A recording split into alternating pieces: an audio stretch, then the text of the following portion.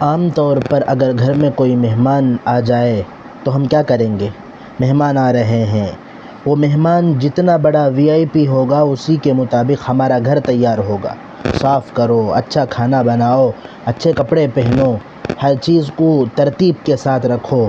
وہ آئیں گے، گھر میں ٹھہریں گے اور کھائیں گے، ہمارے اخراجات پورا کریں گے اور الوداع کہہ کر کے چلے جائیں گے۔